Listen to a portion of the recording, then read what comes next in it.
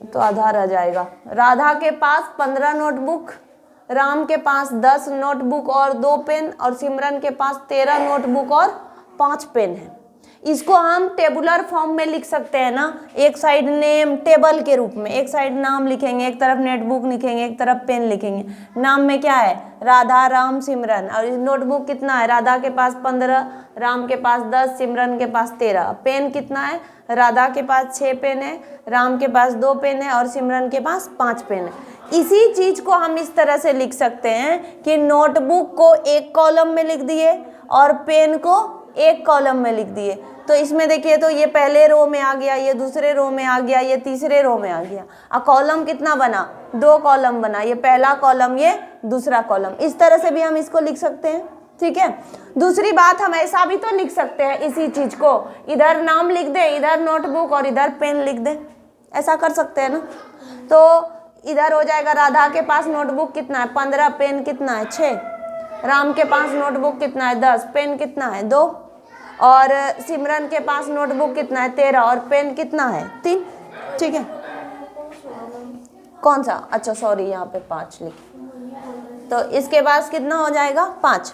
तो इसी चीज को हम इस तरह से लिख सकते हैं रो और कॉलम में।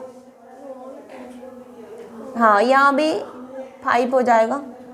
क्या इसी चीज को हम इस तरह से लिख सकते हैं, लिख सकते हैं या नहीं, लिख सकते हैं ना। इधर क्या हो जाएगा हमारा, ये राधा, राम और सिमरन, उसके बारे में डिटेल है। तो इसमें कितना रो बना, इसमें 2 रो बना, और इसमें कॉलम कितना बना, इसमें कितना रो बना, कॉलम कितना बना। हाँ, तो इस तरह से जो हम लिखने का एक फॉर्म है, एक तरीका है, उसी को हम लोग क्या कहते हैं, मैट्रिक्स कहते हैं, ठीक है। अब मैट्रिक्स का ऑर्डर कैसे जानेंगे कि मैट्रिक्स का ऑर्डर कैसे लिख सकते हैं। तो इसमें कितना रो है, 3 रो, कॉलम कितना है, तो पहले रो को लिखेंगे, पहले किसको लिखेंगे, रो को लिखेंगे, अब फिर किसको लिखेंगे, कॉलम को लिखेंगे। तो यही तो इसका ऑर्डर हो गया ना। इसको पढ़ेंगे बाय 3/2, ये इसका ऑर्डर हो गया। इसका ऑर्डर कितना हो जाएगा, 2/3। तो इसको कहते हैं हम लोग ऑर्डर। आइए इधर ऑर्डर को डिफाइन कर लेते हैं। A matrix having m row and n column, इसके पास कितना रो है, m रो है, और कॉलम कितना है, n कॉलम है। तो ये मैट्रिक्स कितने ऑर्डर का हो गया, m/n कॉलम का।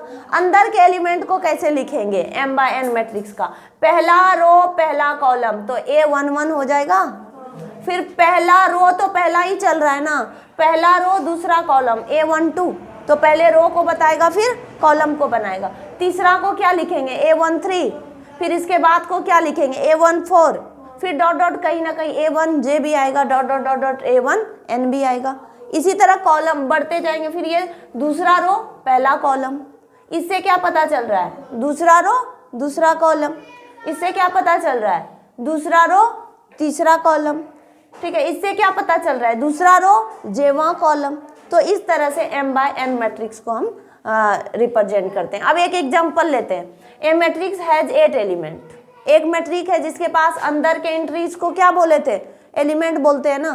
तो ए मैट्रिक्स हैज 8 एलिमेंट, एक मैट्रिक्स है जिसके पास कितने अवयव हैं, 8 अवयव हैं। तो उसके ऑर्डर क्या क्या बन सकते हैं, तो पहला इसको देख लेंगे। एक तो 1/8 का बना सकते हैं, इसमें 8 एलिमेंट रहता है ना। नहीं तो नोटिस कीजिए, इसमें कितना अवयव, 1 2 3 4 5 6 है ना।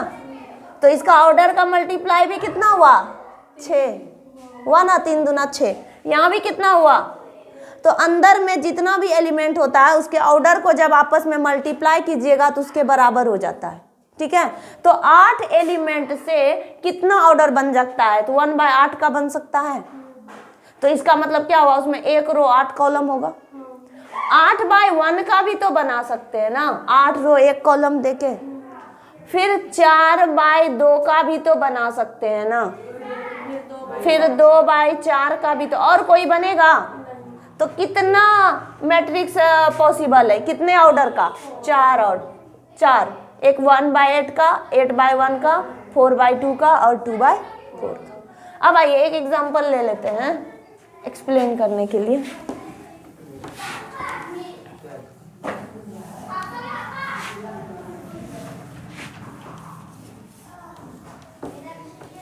अब हम एक मैट्रिक्स लिखते हैं किसी भी ऑर्डर का, एक ऑर्डर का हम मैट्रिक्स लेते हैं,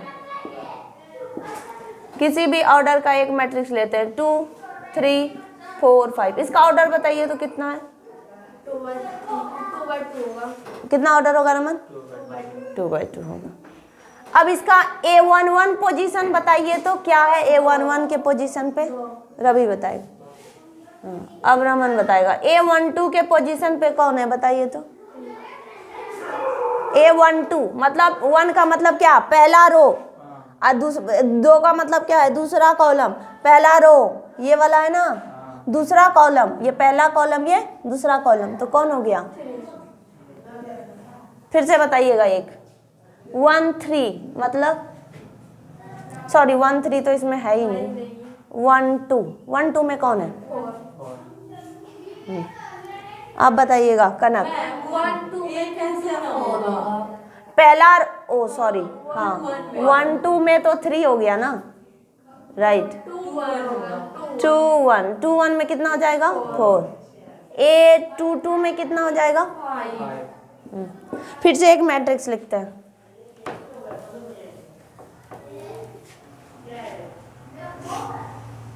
फोर 5 7 2 3 5। इसका ऑर्डर बताइए रमन कितना होगा?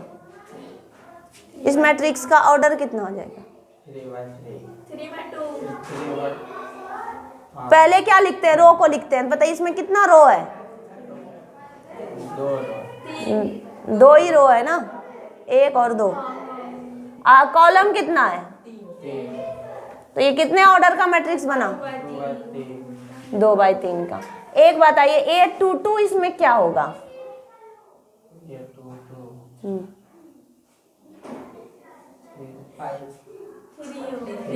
A22 कितना होगा?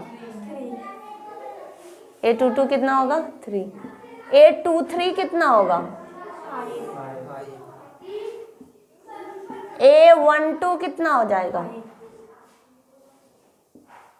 नहीं समझ। 1 मतलब पहला रो, 2 मतलब दूसरा कॉलम, पहले रो का दूसरा कॉलम क्या है? 5 है ना। A22 का मतलब क्या? दूसरे रो का दूसरा कॉलम। A23 का क्या मतलब है? दूसरे रो का तीसरा कॉलम।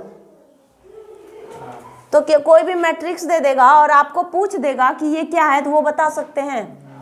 ठीक है, एक और एग्जांपल देते हैं कि आपको मैट्रिक्स बनाना है। एक मैट्रिक्स बनाना है 2 by 2 का, है ना। एक मैट्रिक्स क्या बनाना है? 2 by 2 का।